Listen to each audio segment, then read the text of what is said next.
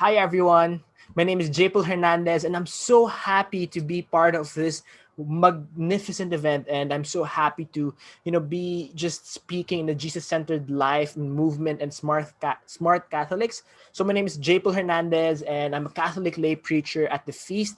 It's a Catholic community here in the Philippines. We're actually all over the world, but I'm assigned and I'm leading here in Metro Manila, specifically Feast Green Hills. And I'm so happy to be here. I also have my own podcast, and I'm a part of ecumenical podcast called The Narrow Door podcast, where we talk about Christian discussions, and I represent a Catholic perspective. And we're so happy to bless others. And I'm here to talk to you about manhood. And my talk is just really this very simple. Be- Man on a mission. Huh, you might be saying, Japel, why give a talk on man on a mission? Very simple, because a lot of people have been clamoring or noticing that there's a lack of men at church, a lack of real men in leadership, lack of men that's, it's taking charge and being the best version of themselves. What we have right now in this world is toxic masculinity, where a guy has eight girls, or guys who have many addictions, or just being so strong and not being gentle, and all of those things. What we have is a perspective of toxic masculinity. I'm not here to blame media, but I'm just here, hey, to say that, hey, there's something wrong. We need real leaders, men leaders who will, be gentle but strong, be tough and caring, be compassionate and merciful but just as well. We need men. Why? Specific one reason is more women are rising up, and they just can't find a good man to marry, to build a family with. And on a personal perspective, as a Catholic, there was a time in my life that I was lost. I didn't know what to do with my life, and I'm just like, I hurt people. I've committed so much sin, but through ministry, through mentorship, through spiritual direction, through love, through relationship, through the Eucharist, through the sacraments, God has purified me and made me a better man. Actually, God destroyed, removed the dirt in me and reminded me of who I was, of who He planned me to be. My dear brothers and sisters, I want to tell you that every man has a mission. You have a mission. I have a mission. Every person in this world has a mission. You know, uh, I was swimming in the deep waters a few years ago in Bicol, one of the provinces here in the Philippines. And why is that important? You have to visit us here, especially because Bicol has been, hit by the storms. If you can support, so in Bicol, there's how do you say? There's a tourist spot because whale sharks. It's a part of their migratory route. Migratory whale sharks are one of the biggest, or if not the biggest, fish in the world. And a few years ago, I went swimming, deep waters, and the tour guide said no touching. You can't feed them; just can see from afar. And when I dove in the water, I said, I just can't. It's all black, and the sun was bright. The water was clear, but I couldn't see anything because I was focused like this. I couldn't see anything. And then I opened my vision. I opened my eyes, and you know what I saw? Why I couldn't see the fish because I was looking at part of it, but the fish was so vast. The fish was so big and just wonderful. In that water swimming with whale sharks, I felt small in a sense that God has made so many things in this world that are so wonderful, so magnificent, so powerful. The whale sharks, the sea, the ocean, the sky, the clouds, the sun, the stars, the moon. And yet, no matter how beautiful they are, as humans, as men and women, as children of God, We are His prized creation. And I'm saying this because a lot of men have lost that thought that you are God's chief, you are God's steward in this world. And that's why, I guess a lot of men like me in the past have you know did have done sorry have done stupid things. Why? Because we have forgotten who we are, that we are supposed to be like Jesus, that we're supposed to be leaders, that we're supposed to be responsible, that we're satisfied with what the world offers, premarital sex. We're satisfied with um, just porn. We're satisfied with instant small pleasure. But as stewards of God, God is offering us eternal joy, eternal peace, fulfilling love. And no amount of money, sex, and power can ever replace that. And I want to just give you this message because I believe, maybe men who are watching this, maybe you've lost your fire, you've lost your strength, and I'm encourage you to find yourself and find your mission during this talk. As I speak, I pray that the Holy Spirit will touch you, and I pray that Saint Joseph will pray for you. And maybe you don't know what kind of journey you should have. I suggest you start a journey with Saint Joseph, the father of Jesus. I believe he is a wonderful man to follow, to emanate. And I want to talk to you a very specific story in the Bible that we can all relate. Matthew chapter 4, verse 22 to 33 is Jesus walks on water. Immediately, Jesus made the disciples get into the boat and go on ahead of him to the other side. While he dismissed the crowd, after he has dismissed them, he went up on a mountainside by himself to pray. Later that night, he was there alone, and the boat was already considerable distance from land, buffeted by the waves because the wind was against it. Shortly before dawn, Jesus went out to them, walking on the lake. Amazing. Like, why? Imagine what Peter says, Jesus, you're walking on the lake. When the disciples saw him walking in the lake, they were terrified. It's a ghost, they said, and cried out in fear. But Jesus immediately said to them, take courage, it is I. Don't be afraid. Lord, if it's you, Peter replied, tell me to come to you on the water. Come, he said. Then Peter got down out of the boat, walked on the water, and came toward Jesus. But when he saw the wind, he was afraid and beginning to sink, cried out, Lord, save me. Immediately Jesus reached out his hand and caught him. You of little faith, why, he said, why did you doubt? And when they climbed into the boat, the wind died down. Then those who were in the boat worshipped him, saying, truly, you are the Son of God. Just reflect on that for a bit. So many, so many things to reflect on. Jesus, Peter, us as human beings. Jesus being so busy takes time to pray to his Father. My question is this: life is so busy. Do you have 2 minutes for God? Do you even have 2 minutes for yourself? Or are you just, moving like zombies to pay the bills, to, be whatever people say you should be? But Jesus took time to be by himself, to be with God. And I want to focus today on this side message. I want to focus on Peter. You see, my dear friends, my message is this. Are you ready? This is very important. You need to hear this. The mission of every man is to bring his family to Jesus. You should lead your family to Jesus. I love this story because it reflects so clearly our lives when we're trusting Jesus and when we're not. Verse 28, 29, Peter started walking on the word. Let me read this to you. When Peter saw Jesus, he was excited and went to him. It's always exciting, for example, start a new business, you start a new mission, you start a new project, and you program, and whatever. If you feel it's God inspired, you feel God is calling you. And in verse 30, you may start on God's word, but you end up in the waves. Why? Because of fear.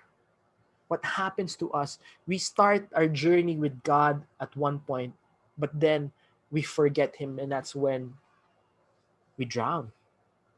And we feel sometimes it's God to blame because we're drowning. But in reality, 24/7 in our decision, we decided to binge watch on Netflix instead of praying the rosary. And I'm not against Netflix, but there's a time and place for everything. You lost your job because you're not performing well. We blame God, not because and God should not be blamed because it's not God's fault that you lost your job. Maybe you're not going to work late, or why are we burned out all the time? Because we're not resting, we're not taking a break, we're not we're not praying. I mean, mental health is an issue, but maybe we're burned out because it's our own doing. That's what I'm saying. So here's my point.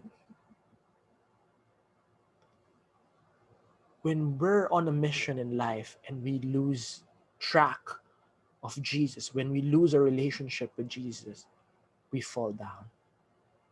And I'm going to invite you to just reflect. Have you lost track of Jesus? Have you been gone? Have you lost your relationship? Let me explain to you further. And I want to encourage you, brothers, to be straight. We're men. Let's talk straight. You can't be walking like zombies anymore. You can't be afraid. You can't be hiding behind your girlfriend, your mom, your dad, or your own issues.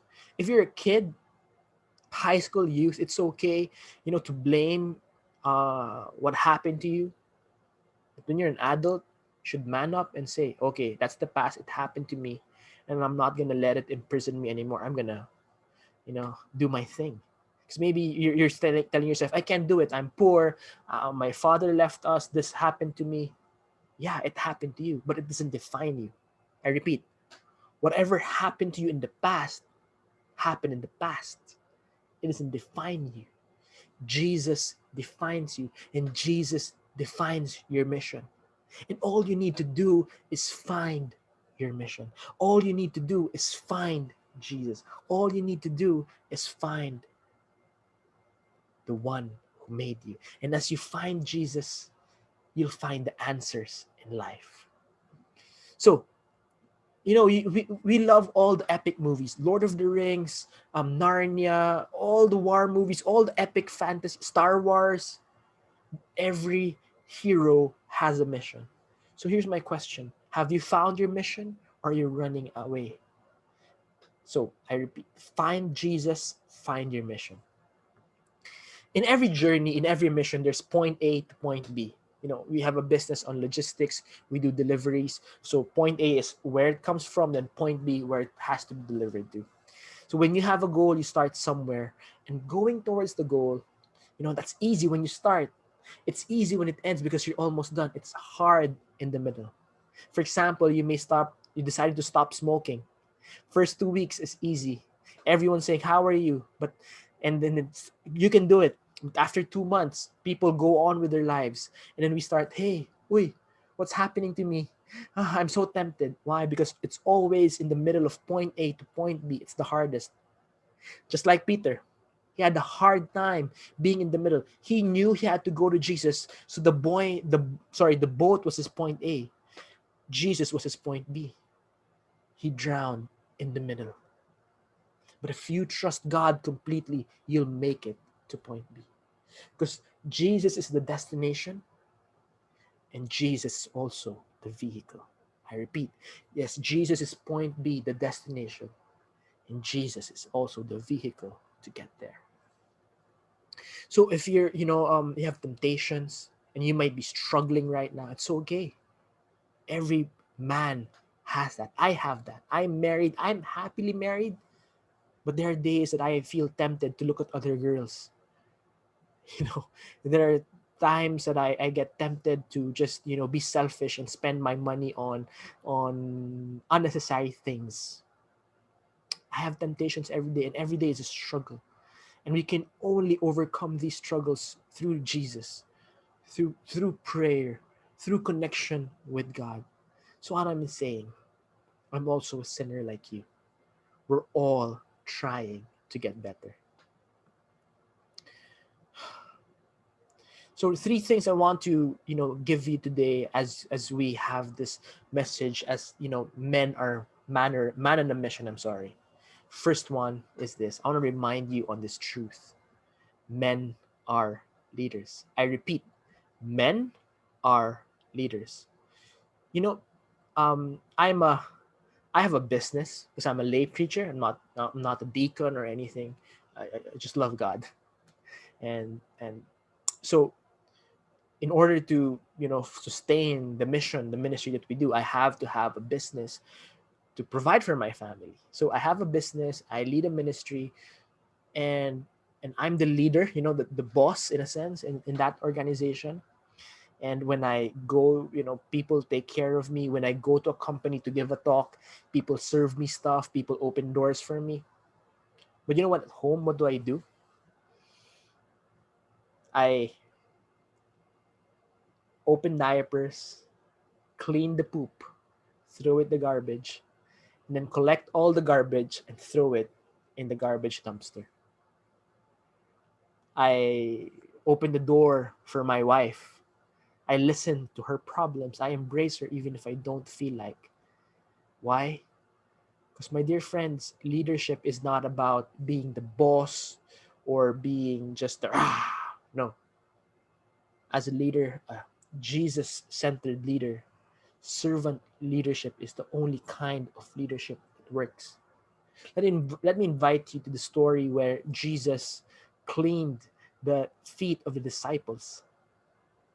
That is the only type of leadership. You see, during the time they were a walking civilization, the Israel Jews.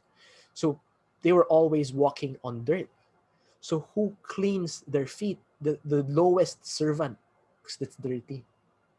So whoever wants to rise must be the lowest servant. I remember also a few times, one time, sorry, my staff was so surprised. So we have a logistics business. We do deliveries. We have trucks. So I was out, near the gate, and I just arrived, to go to work, and one of our trucks was leaving, and our driver and helper was getting out, and you know what I did? I opened the gate for them, and they were, sir, why are you doing it? Why not? I'm, and they were so shocked. Why? Because they're so used at, their bosses shouting at them. And here I was opening the door for them. Why? Because yes, I am your boss. In a sense, I am your president in the company, but we're of equal value. We're of equal dignity, we're of equal worth in the eyes of God. So I can serve you, and I will serve you because that is what Jesus calls me to do.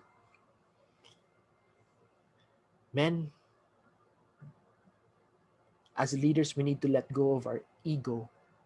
We need to serve others. Number two, men are protectors. My grandfather, was handsome. He has a lot of girls. So my mom has 16 siblings because my grandfather had four wives. Oh my gosh. And there was a cycle of sin in our family. And I knew it early on because I was in and out of relationships. I would not do time or had multiple girls at the same time, but I would enter and leave relationships in a snap. I was a toxic guy. And one of the ways reasons as I journeyed, I realized why it happened. Because when I was 13 years old, I was molested by a man I didn't even know. I was in the mall, I was trying out a shirt.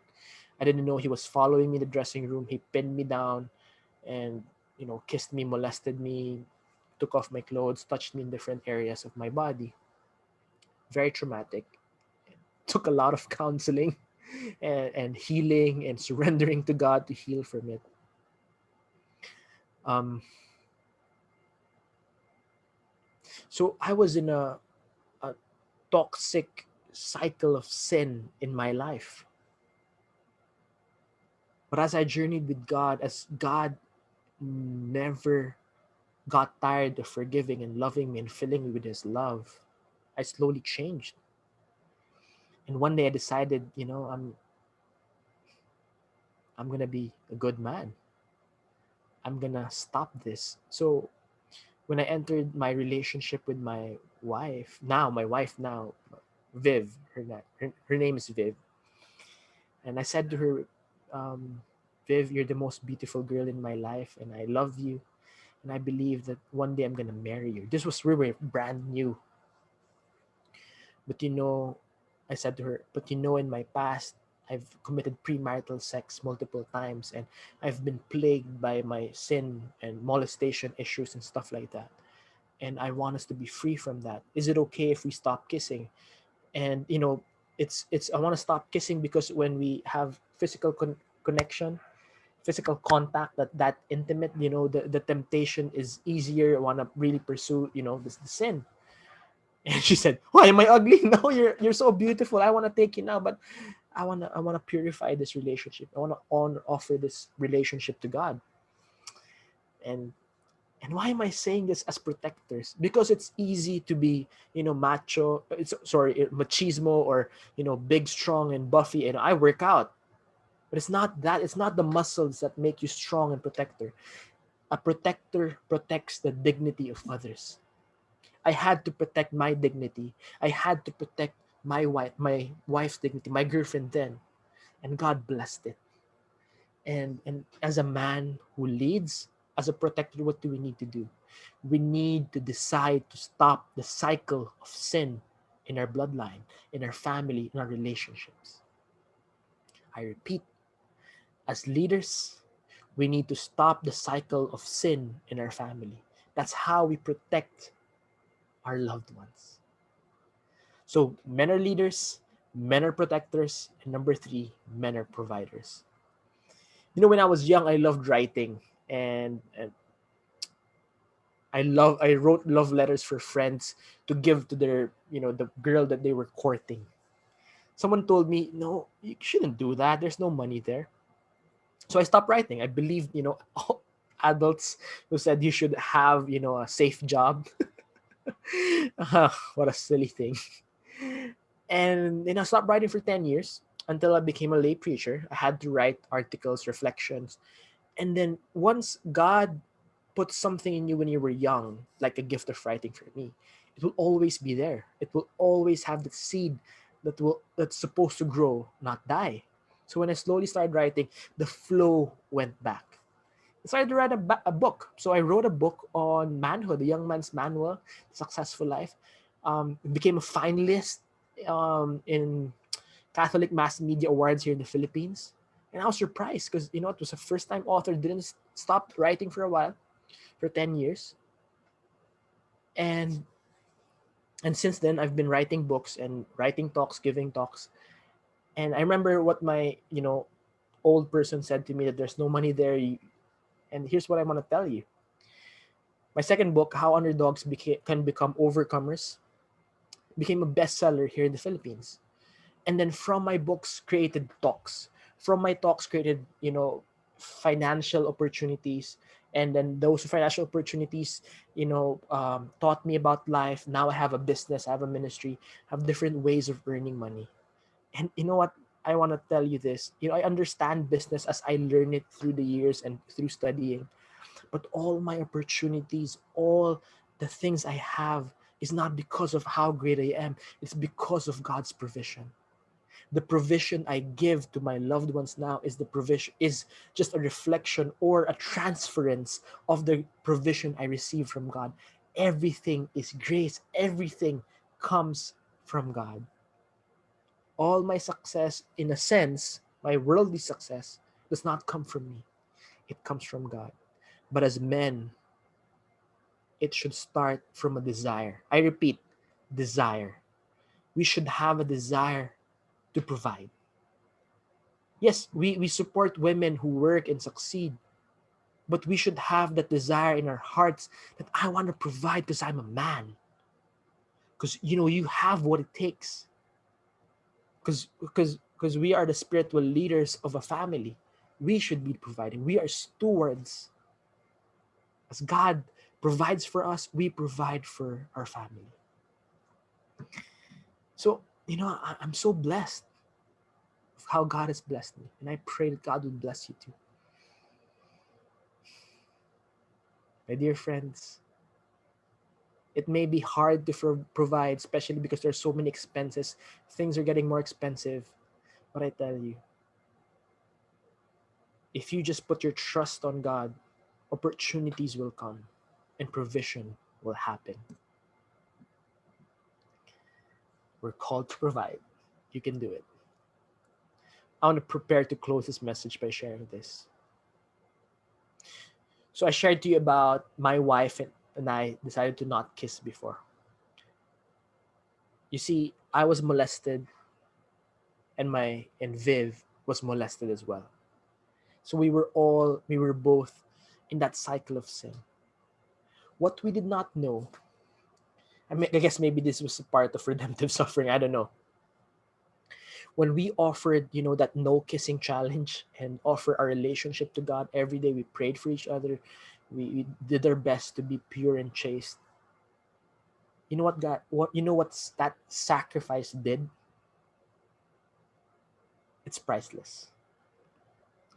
Slowly within 3 years, we didn't kiss for 3 years. Imagine a boyfriend not kissing his beautiful girlfriend. Oh my God. For 3 years. That's crazy. I don't know, but God's grace, we were able to do it. What we didn't know as we sacrificed was there was a burning fire in our hearts and our soul. And what did that burning fire do? It was purifying us. It was healing us. It was removing the trauma, the negative effects, and we were being renewed in the love of God. And you know what? I can say this with my heart and soul. That was a great decision because it healed the pain of the molestation in my heart and the temptation and the girls and all of those things. I remember when my wife was walking down the aisle, I was so excited to kiss her. The song was Amazing Grace. Amazing Grace, how sweet the sound. So we decided that to be the wedding song.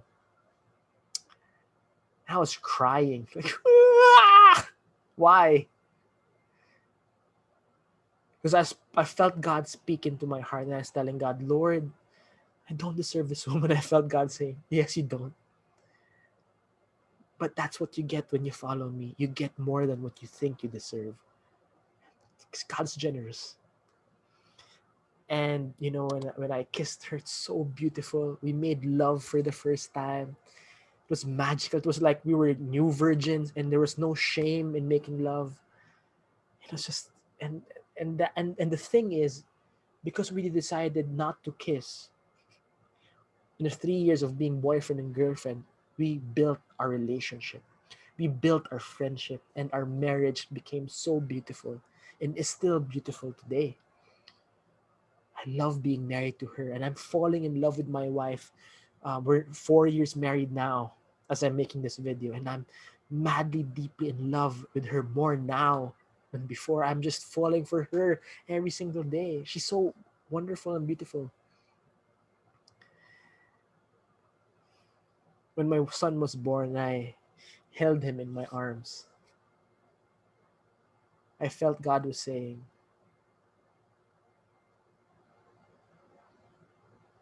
the cycle is broken. Your son is a new creation. Your son will start a new cycle. My dear friends, my dear brothers, if you come from a cycle of fatherlessness, financial disability, failure, I tell you today that when you find Jesus, when you find your mission, that cycle will end and you will start a new cycle of abundance. As we end, I want to also thank my mom. My mom, Paulette Hernandez, she never stopped praying for me. Like Saint Monica, who never stopped praying for Saint Augustine. My mom never stopped praying for me, and I believe that those prayers worked. And why am I sharing this to you, brothers? That we should find Jesus. Kasi we're good because we're good. We have work, we have stuff, we're successful, we have games. Because according to Saint Augustine, our hearts are restless until it finds rest in thee. My dear friends, choose Jesus. Choose the mission that God gives to you. Why? Because the world can only offer you a small reward, but Jesus offers you unlimited and eternal abundance. Jesus offers you a beautiful life. As you decide to follow Jesus and find your mission, my dear brother, I declare God's favor in your life. You're a man on a mission. Find your mission, finish your mission. The best is yet to come. God bless you. My name is Japo Hernandez. I'll see you again next time.